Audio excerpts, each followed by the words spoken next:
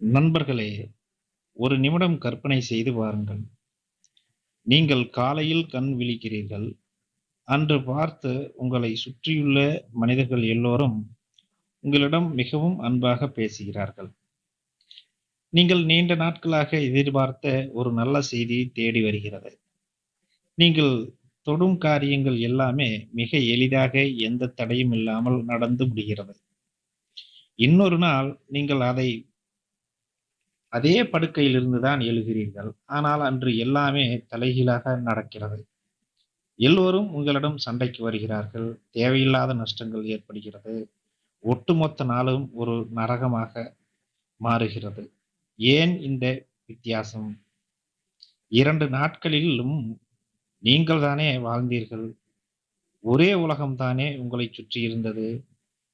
அதன் பிறகு ஏன் ஒரு நாள் சொர்க்கமாகவும், இன்னொரு நாள் நரகமாகவும் மாறுகிறது? இதற்கு காரணம் உங்களுக்குள் வெளியில் நடக்கும் சம்பவமே அல்ல. உங்கள் உடம்பிற்குள் இருக்கும் குவாண்டம் அதிர்வெண் தான். ஆம் நண்பர்களே, உங்களுடைய அதிர்வெண் மாறினால் உங்கள் வாழ்க்கையில் இருக்கும் எல்லாமே மாறும். இது ஏதோ ஒரு தத்துவ கதை அல்ல. இதுதான் பிரபஞ்சத்தை இயக்கும் குவாண்டம் லா ஆஃப் வைப்ரேஷன் என்று சொல்வார்கள். இன்னைக்கு இந்த வீடியோவில் இதுவரைக்கும் யாரும் உங்ககிட்ட சொல்லாத பிரபஞ்சத்தோட அந்த அதிர்வு விதியை பற்றி ரொம்ப ஆழமா அறிவியல் பூர்வமா நாம் பார்க்க போறோம். இந்த அறிவியல் பூர்வமா ஏன் நாம் பார்க்கணும் அப்படின்னா, அறிவியல் பூர்வமா பார்த்தா தான் நம்மளுடைய மனசும் அதை ஏத்துக்கும். நாமளும் அதை ஏத்துக்குவோம். உங்க வாழ்க்கையில நீங்க ஏதோ ஒரு இடத்துல முடங்கி போய் நின்னுகிட்டு, இந்த வீடியோவை உங்க அணுக்களோட வேகத்தை மாத்தி, உங்களை ஒரு புது மனிதனா மாத்தப் போகுது. இந்த ஸ்கிப் பண்ணாம முழுசா கேளுங்க. அப்பதான் இது உங்க வாழ்க்கையை மாத்தப் போற வீடியோ அப்படிங்கிறது உங்களுக்கு தெரியும். கடைசி வரைக்கும் பாருங்க. நாம வாழ்கிற இந்த உலகத்தை பத்தி நமக்கு ஒரு மிகப்பெரிய தப்பான புரிதல் இருக்கு. நாம எதை இங்கு பார்க்கிறோமோ, எதை தொடுறோமோ, அது மட்டும்தான் நிஜம்னு நம்புறோம். ஆனா நவீன குவாண்டம் இயற்பியல் என்ன சொல்லுது தெரியுமா? இந்த உலகம் ஒரு திடப்பொருள் கிடையாது. இது ஒரு ஹாலோகிராம். அந்த அறிவியலாளர்கள் மேக்ஸ் பிளாங்க் மற்றும் ஆல்பர்ட் ஐன்ஸ்டீன் போன்றவர்கள் இந்த அணுக்களை பற்றி ஆராய்ச்சி செய்தபோது ஒரு அதிர்ச்சியான உண்மையை கண்டுபிடிச்சிருக்கிறாங்க. ஒரு அணுவுக்குள்ள இருக்கும் எலக்ட்ரான்கள் ஒரு குறிப்பிட்ட புள்ளியில் நிலையாக நிற்பதே இல்லை. அவை எப்போதும் அலைந்து கொண்டே, அதிர்ந்து கொண்டே இருக்கின்றன. அது எந்த இடத்துலயும் நிற்காதுன்னு சொல்லியிருக்கிறாங்க.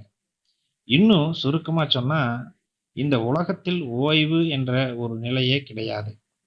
இந்த பிரபஞ்சத்தில் இருக்கும் எல்லாமே எப்போதும் ஏதோ ஒரு இயக்கத்துல இருந்துகிட்டே தான் இருக்குது. நீங்க பார்க்கிற ஒரு கல், ஒரு மரம், ஒரு நாற்காலி எல்லாமே அதிர்ந்து கொண்டு தான் இருக்குதுன்னு சொல்றாங்க. ஆனா ஒவ்வொன்றும் வெவ்வேறான வேகத்துல அதிர்கின்றன. ஒரு கண் இமைக்கிற நேரமா கூட இருக்கலாம். ஒரு பொருளினுடைய அதிர்வு வேகம் மிக குறைவாக இருக்கும். அது நம் கண்ணுக்கு ஒரு திடப்பொருளாகத்தான் தெரிகிறது. அது ஒரு சேர் இருக்கும்போது உங்க கண்ணுக்கு அது எப்படி தெரியும்? அது ஒரு பொருள், திடப்பொருள். அது அசையாது, நகராதுன்னு தான் நாம நினைச்சிட்டு இருக்கிறோம். அதுவும் நகரும். அதுவும் ஒரு பொருள் தான் அப்படின்னு சொல்லியிருக்கிறாங்க. அதிர்வின் வேகம் அதிகரிக்கும் போது அது ஒளியாகவோ அல்லது கண்ணுக்கு தெரியாத ஒரு ஆற்றலாகவோ மாறுகிறது. நீங்க நிறைய இடத்துல உங்க வாழ்க்கையில இது மாதிரியான சம்பவங்களை பார்த்திருக்கலாம். இந்த அதிர்வுகளை நீங்கள் பார்த்திருப்பீர்கள். அப்படியென்றால் நீங்களும் நானும் யார்? நாம வெறும் சதை, எலும்பு கொண்ட மனிதர்கள் கிடையாது. நாமும் ஒரு குறிப்பிட்ட வேகத்தில் அதிர்ந்து கொண்டிருக்கும் ஆற்றலினுடைய தொகுப்புகள். நம்மில் இருக்கும் இந்த அதிர்வு தான் நம்மை சுற்றியுள்ள பௌதீக உலகத்தை வடிவமைக்கிறது. உங்க உடம்புக்குள்ள இருக்கும் இந்த அதிர்வெண்ணை நீங்க மாத்தும்போது, உங்களை சுற்றியுள்ள பௌதீக உலகத்தின் வடிவமும் தானாகவே மாறத் தொடங்கும். இது சாதாரணமா பார்த்தா, மேலோட்டமா பார்த்தா இது அறிவியலோ, இது சில நேரத்துல புரியாத மாதிரி தான் இருக்கும். இந்த அதிர்வெண்ணை மாத்துறதுங்கிறது உங்களுடைய மனசாலையும், பிரபஞ்சத்தை ஈர்க்கிறதுனாலயும் இது நிச்சயமா முடியும். ஏன்னா, இந்த 2க்கும் இந்த மனித உடலுக்கும் இந்த பிரபஞ்சத்திற்கும் இடையேயான அந்த தொலைவில் இந்த இடைப்பட்ட இடைவெளியில தான் மிகப்பெரிய மாற்றம் நடந்துகிட்டே இருக்குது. நம்மளுடைய எண்ணங்களும், நம்மளுடைய அதிர்வுகளும் மேலே செல்ல செல்ல, அந்த பிரபஞ்சத்தினுடைய ஆற்றல்கள் கீழே இறங்க இறங்க 2ற்கும் ஏதோ ஒரு கனெக்ஷன் இருக்குதுன்னு சொல்றாங்க. அந்த கனெக்ஷன பத்தி தான் நம்ம இப்ப பார்க்க போறோம். அந்த கனெக்ஷன், அந்த அதிர்வெண் நமக்குள்ள இருக்கிற அதிர்வெண்ணை வந்து சரியான நேரத்துல சரியாக பயன்படுத்தும்போது, இந்த ஆற்றல்கள் வந்து ஒன்றோடு ஒன்று பின்னி பிணைந்து சரியான வடிவத்துல நமக்கு வேண்டியவை கிடைக்கும். நம்மளுடைய ஆற்றல் அதிகரிக்கும், அதிர்வெண் அதிகரிக்கும். பிரபஞ்சம் நமக்கு வேண்டியதை தரும் என்பது இந்த தியானம் மற்றும் தியான அனுபவங்களை கொண்டவர்களுக்கு இது தெரிந்து இருக்கக்கூடும். இப்போ இந்த அதிர்வு எப்படி நம்முடைய அன்றாட வாழ்க்கையை தீர்மானிக்கிறது? குவாண்டம் மெக்கானிசத்துல ஒரு விசித்திரமான தத்துவம் இருக்கிறது. ஒரு துகள் ஒரே நேரத்தில் பல இடங்களில் இருக்க முடியும். அதை நாம் உற்று நோக்கும்போது மட்டும்தான் அது ஏதோ ஒரு குறிப்பிட்ட புள்ளியில் நிஜமாகவே மாறுகிறது. இதை உங்க வாழ்க்கையோடு ஒப்பிட்டு பாருங்கள். உங்களுடைய வாழ்க்கையில் கோடிக்கணக்கான சாத்தியக்கூறுகள் காத்துக் கொடுக்கின்றன. ஆனால் நீங்கள் ஒரு மிகப்பெரிய சாம்ராஜ்யத்தை உருவாக்குவதும் ஒரு சாத்தியக்கூறுதான். நீங்கள் ஒன்றுமில்லாமல் போவதும் ஒரு சாத்தியக்கூறுதான். இந்த 2 நிலைகளிலும் பிரபஞ்சத்தில் ஏற்கனவே அலைகளாக இருக்கின்றன. அந்த அலைகள் எப்படி உருவாகின்றன? நாம் என்ன நினைத்துக் கொண்டிருக்கிறோமோ, அந்த எண்ணங்கள் அதிர்வுகளாக மாறி, அலைகளாக மாறி, அந்த பிரபஞ்சத்தோடு தொடர்பு கொள்ளுகின்றன. அந்த நேரத்தில் அந்த பிரபஞ்சத்தினுடைய ஆற்றல் நம்மளுடைய ஆற்றலை எந்தவாறு எடுத்துக்கொள்ளுகிறது? அதை பொறுத்து தான் நமக்கு வேண்டியவை கிடைக்கும். இப்போ கேள்வி என்னன்னா, இந்த 2ல எதை நீங்க உங்க நிஜ வாழ்க்கையா மாத்தப் போறீங்க? நீங்க எந்த அதிர்வெண்ல இருக்கிறீர்களோ, அந்த அதிர்வெண்ணுக்கு இணையான சாத்தியக்கூறை மட்டும் தான் உங்களால ஈர்க்க முடியும். உங்களுடைய ஒவ்வொரு எண்ணமும், ஒவ்வொரு உணர்வும் இந்த பிரபஞ்ச பெருவெளியில ஒரு அதிர்வை ஏற்படுத்துகிறது. உதாரணத்துக்கு நீங்க ஒரு தொழிலை தொடங்க நினைக்கிறீங்க. ஆனா உங்களுக்குள்ள நஷ்டம் ஆகிடுமா? மக்கள் ஏத்துக்க மாட்டாங்களோ? அப்படிங்கிற ஒரு தாழ்வான அதிர்வு ஓடிக்கிட்டு இருக்கு. இப்போ உங்க உடம்புல இருக்கக்கூடிய அந்த அணுக்கள் எல்லாமே தோல்வி என்ற அதிர்வெண்ல துடிச்சுக்கிட்டே இருக்குது. இந்த நிலையில் நீங்கள் எவ்வளவுதான் பணம் முதலீடு செய்தாலும், எவ்வளவுதான் உழைத்தாலும் உங்களுடைய அந்த அதிர்வெண் தோல்வி என்ற சாத்தியக்கூறை மட்டும்தான் பௌதீக நிஜமாக மாற்றும். நாம் எங்கே தவறு செய்கிறோம் என்றால், நம்முடைய செயல்களை மாற்ற முயல்கிறோமே தவிர, நம்முடைய அதிர்வெண் மாற்ற அந்த அதிர்வெண்ணை வந்து மாற்றுவதற்கான நாம் நடவடிக்கைகளை எடுப்பதே இல்லை. இந்த அதிர்வெண்ணை மாற்றாமல் செயல்களை மட்டும் மாற்றுவது ஓட்டை படகில் உட்கார்ந்துகிட்டு வேகமா துடிப்பு போடுவதைப் போல அதுதான். அப்படி ஓட்டுனா என்ன ஆகும்? படகு மூழ்கத்தான் செய்யும். இப்போ நண்பர்களே, இப்போ ஒரு முக்கியமான விஷயத்தை நாம பேசுவோம். நம்முடைய இந்த அதிர்வெண்ணை எது முடிவு பண்ணுது? நமக்குள்ள இருக்கிற நம்பிக்கைகள். நம்ம ஆழ் மனசுல பல 100 நம்பிக்கைகளை நாம சேமிச்சு வச்சிருக்கோம். பணம் சம்பாதிப்பது கஷ்டம் அப்படின்னு வச்சிருக்கிறோம். நல்ல மனிதர்களே இல்லை என்ற ஆசை எப்படி? இதெல்லாம் நம்ம வந்து அறியாமலே நமக்குள்ள பதிஞ்சு போன சில நஞ்சு நம்பிக்கைகள் தான்.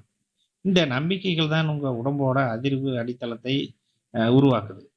நீங்க வெளியில எவ்வளவுதான் பாசிட்டிவா பேசினாலும், உங்களுடைய அடித்தள அதிர்வு தாழ்வா இருக்கும்போது உங்க வாழ்க்கை மாறாது. அப்போ நாம என்ன பண்ணணும்? தெரிஞ்சுக்கணும். நம்மளுடைய மனசுல இது இருக்கு. நமக்கு நெகட்டிவா தான் நடக்கும். அதனால பாசிட்டிவா தான் நாம இருக்கணும். பாசிட்டிவா தான் செயல்படணும்னு நம்ம புரிஞ்சுக்கணும்.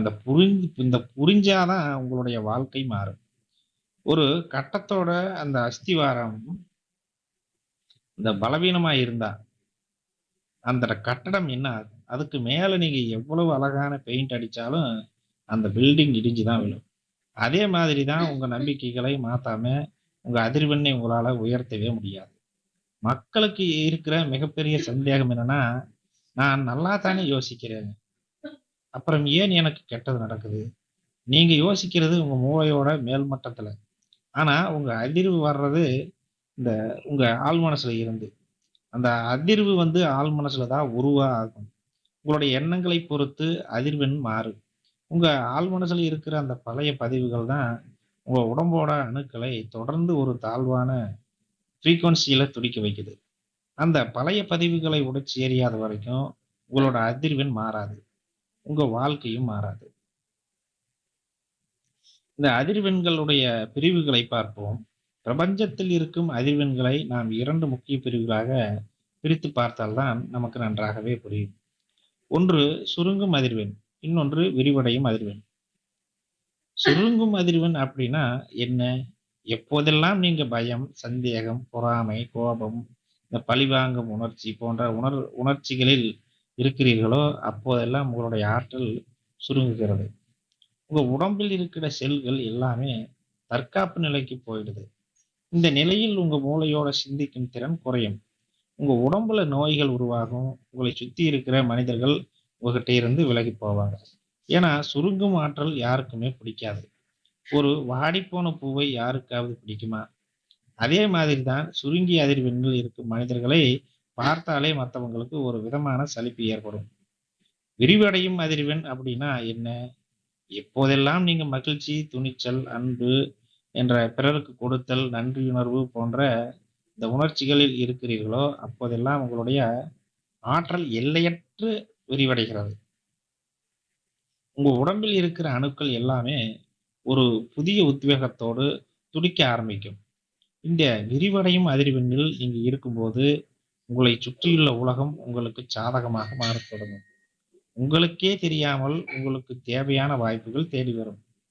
ஏன்னா, விரிவடையும் ஆற்றல் ஒரு காந்தம் மாதிரி. மலர்ந்த பூவை நோக்கி வண்டுகள் தானாக வர்ற மாதிரி தான் இது. இந்த உயர்ந்த அதிர்வெண்ணில இருக்கும் மனிதர்களை நோக்கி வெற்றியும் நல்ல மனிதர்களை அ இந்த மனிதர்கள் தானாக ஓடி வருவாங்க. இதுதான் பிரபஞ்சத்தோட தத்துவமே. நாம என்ன செய்யறோமோ அது நமக்கு கிடைக்கும். இப்போ எல்லோரும் கேட்க நினைக்கிற அந்த முக்கியமான கேள்விக்கு நாம வந்துரலாம். என் அதிர்வெண் இப்போ லோவா இருக்குன்னு எனக்கு புரிஞ்சிடுச்சு. இதை நான் எப்படி மாத்துறது? என் வாழ்க்கையை எப்படி புரட்டி போடுறது? அப்படின்னு தான் நம்ம இப்ப யோசிச்சுட்டு இருக்கிறோம். இதுக்கு நான் உங்களுக்கு 4 முக்கியமான குவாண்டம் சாவிகளை இப்போ தரப்போறேன். இதை உங்க வாழ்க்கையில இன்னையிலிருந்து பயன்படுத்த ஆரம்பிங்க. இந்த முதல் சாவி என்னன்னா, வெளியில என்ன நடந்தாலும் சரி, உங்க மனசுக்குள்ள ஒரு நடுக்கமோ, இல்ல பயமோ வரும்போது, அந்த உணர்வோடு உங்களை அடையாளப்படுத்திக் கொள்ளாதீர்கள். எனக்கு பயமா இருக்குன்னு சொல்லாதீங்க. என் உடம்பில் இப்போ ஒரு பயத்தின் அதிர்வு ஓடிக்கிட்டு இருக்குது என்று அதை உங்களுக்கு வெளியில வச்சு பாருங்க. நீங்க ஒரு பார்வையாளரா மாறும்போது, அந்த தாழ்வான அதிர்வெண்ணால் உங்களை வந்து ஆட்டி படைக்க முடியாது. கவனிப்பு மட்டுமே அந்த அதிர்வின் வேகத்தை குறைத்து, அதை இல்லாமல் ஆக்கிவிடும். அப்போ 2வது சாவி என்னன்னா, பல பேர் தங்களோட குறிக்கோள்களை பத்தி நினைக்கும்போது, எனக்கு அது வேணும், இது வேணும்னு ஒரு பற்றாக்குறை உணர்வோடு நினைச்சு பார்க்குறாங்க. வேணும் என்று நீங்கள் கேட்கும்போது, உங்களிடம் அது இல்லை என்று அதிர்வெண்ணைத்தான் நீங்கள் பிரபஞ்சத்திற்கு அனுப்புகிறீர்கள். இனிமேல் அப்படி செய்யவே கூடாது. நீங்கள் அடைய வேண்டிய அந்த இலக்கு ஏற்கனவே உங்களுக்கு கிடைத்து விட்டது போல, அந்த வெற்றியை நீங்கள் இப்போதே அனுபவிப்பது போல ஒரு பாவனையை அ செய்ய வேண்டும். உங்களுக்குள் கொண்டு வர வேண்டும். அந்த நிறைவான உணர்வு உங்கள் அதிர்வெண்ணை ஒரு நொடியில் உச்சத்திற்கு கொண்டு செல்லும். இந்த 3வது சாவி என்னன்னா, இந்த ஆற்றலை அடைதல். உங்க வாழ்க்கையில உங்க அதிர்வெண்ணை குறைக்கிற பல விஷயங்களை நீங்க தினமும் பண்ணிட்டே இருக்கீங்க.